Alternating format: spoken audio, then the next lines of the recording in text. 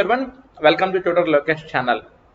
ఇవాళ మనము diploma M1 important questions especially 10 marks questions అంటే long answer questions diploma C16 especially ఏదో regular కానీ సప్లీ కానీ ఎవరైనా కానీ M1కి చాలా చాలా చాలా ఇంపార్టెంట్ క్వశ్చన్స్. ఇది చదువుకుంటే public exam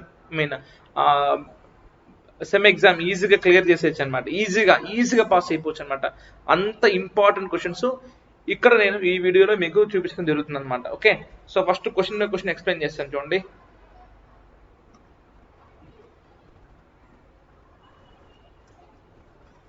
first one Cramer's method.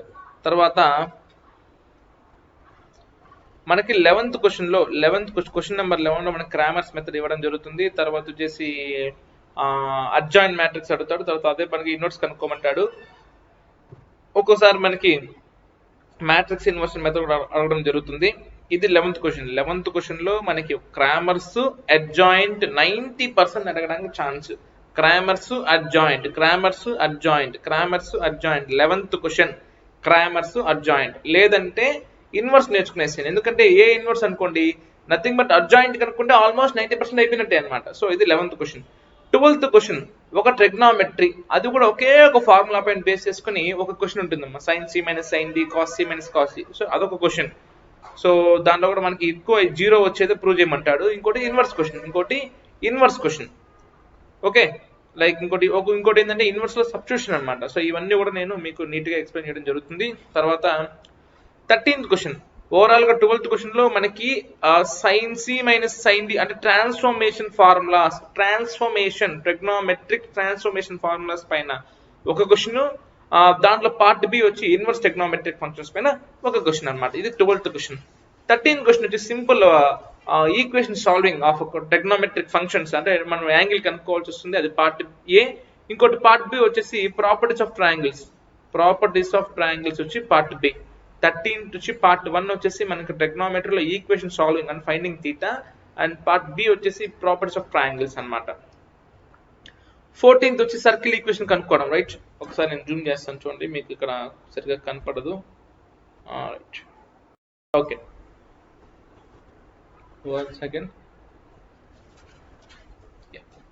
So తర్వాత మనకి 14th క్వశ్చన్ అయితే ఏముంటుందంటే సర్కిల్ పైన ఎక్కువ అడగడానికి అవకాశం ఉంటుంది. సో సర్కిల్ పైన ఈక్వేషన్ ఆఫ్ సర్కిల్ కానీ, లేదంటే మనకి రేడియస్ ఇచ్చేస్తాడు, సెంటర్ కనుక్కోమని కానీ, డయామీటర్ ఒక 2 ends ఇచ్చేసి సర్కిల్ ఈక్వేషన్ కనుక్కోమని చెప్పడం కానీ, ఇలా అయితే మనకి అడగడానికి ఎక్కువ అవకాశం అయితే ఉంది. తర్వాత ఎలిప్స్ క్వశ్చన్ గ్యారంటీ, అంటే 14th క్వశ్చన్ సర్కిలా ఎలిప్సా 90% అయితే సర్కిల్ గ్యారంటీ అండి, సర్కిల్ గ్యారంటీ. ఇంకొక పార్ట్ బిలో ఎలిప్సా పారాబోలానా మళ్ళా మనకి హైపర్బోలానా చూసుకోవాలి. కాకపోతే దాంట్లో 90% ఎలిప్స్ అడగడానికి అవకాశము. 14th క్వశ్చన్ ఒకటి circle guarantee, part below ellipse అని అడగచ్చు, హైపర్బోలా అడగచ్చు, పారాబోలా అడగచ్చు, బట్ 90% ఎలిప్స్ అడగడానికి అవకాశం. డైరెక్ట్ ఫార్ములా సబ్స్టిట్యూషన్ అనమాట. ఇకపోతే 15th క్వశ్చన్ వచ్చి ప్యూర్ డిఫరెన్షియేషన్. దానిలో కూడా మనకి లాగ్ ఫార్మాట్స్ అంటే పవర్ లో ఇస్తారు అనమాట. ఇవన్నీ కూడా లాగ్ అప్లై చేసి తీసుకోవాల్సి వస్తుంది. ఇంకోటి సబ్స్టిట్యూషన్ మెథడ్స్. తర్వాత మనం చూసుకున్నట్టయితే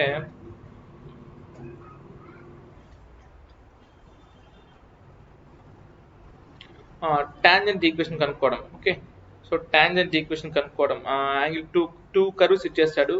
సో 2 కర్వ్స్ ఇచ్చేసి యాంగిల్ కనుక్కోమంటాడు అనమాట. రైట్, సో ఒక్క సెకండ్.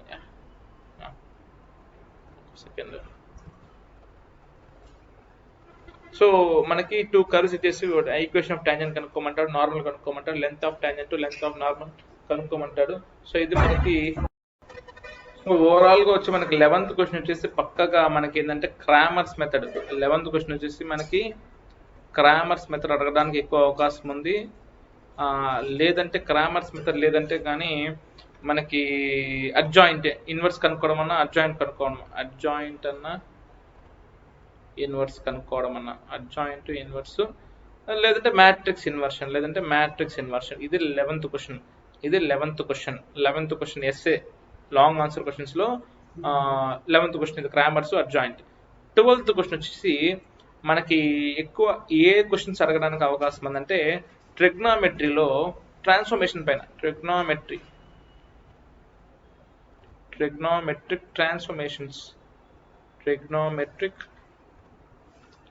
ట్రాన్స్ఫర్మేషన్స్ పైన అడగడానికి అవకాశం ఉంది. తర్వాత మనకి ఇన్వర్స్ ట్రిగ్నోమెట్రీ పార్ట్ బి వచ్చి మనకి ఇన్వర్స్ ట్రిగ్నోమెట్రీ అడగడానికి అవకాశం 90% అది అడుగుతాడు. ఇక 13th క్వశ్చన్ అంటావా? సో 13th క్వశ్చన్ వచ్చేసి మనకి ఈక్వేషన్ సాల్వింగ్, ట్రిగ్నోమెట్రిక్ ఈక్వేషన్స్ అంటారు దాన్ని. Okay, trigonometric equations. ఇంకా పార్ట్ బి వచ్చేసి మనకి ప్రాపర్టీస్ ఆఫ్ ట్రయాంగిల్స్. సో ఇది కూడా మన ట్రిగ్నోమెట్రీ కూడా ప్రాపర్టీస్ ఆఫ్ ట్రయాంగిల్స్ బేస్ చేసుకుని మనకి క్వశ్చన్స్ అయితే అడగడం జరుగుతుంది.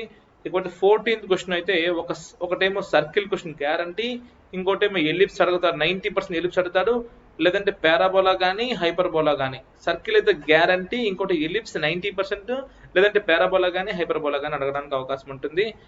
తర్వాత 15th కంప్లీట్ డిఫరెన్షియేషన్ అది కూడా ఏంటంటే లాగ్ అప్లై చేసే టెక్నిక్ అయితే ఒకటి గ్యారంటీ అడుగుతాడు. ఇంకా మిగతా అన్ని మామూలు డిఫరెన్షియేషన్ ప్రాబ్లమ్స్. ఇకపోతే నేను ఇక్కడికే 5 క్వశ్చన్స్ అయిపోయాయి, ఎందుకంటే మీరు అవుట్ ఆఫ్ 8 క్వశ్చన్స్ 5 క్వశ్చన్స్ రాయాలి. సో 11 అయింది, 12, 13, 14, 15. ఇకపోతే నేను బ్యాకప్ గా మీకు ఎప్పుడు కూడా 17th క్వశ్చన్ అయితే నేను నేర్చుకోవడం ప్రిఫర్ చేస్తాను. ఎందుకంటే మనకి లెంత్ ఆఫ్ టాంజెంట్ కానీ, ఈక్వేషన్ ఆఫ్ టాంజెంట్ కానీ, టాంజెంట్ నార్మల్, దీంట్లో ఏంటంటే డైరెక్ట్ ఫార్ములా అప్లై చేస్తే ఆన్సర్ వచ్చే విధంగా ఉంటాయి కాబట్టి.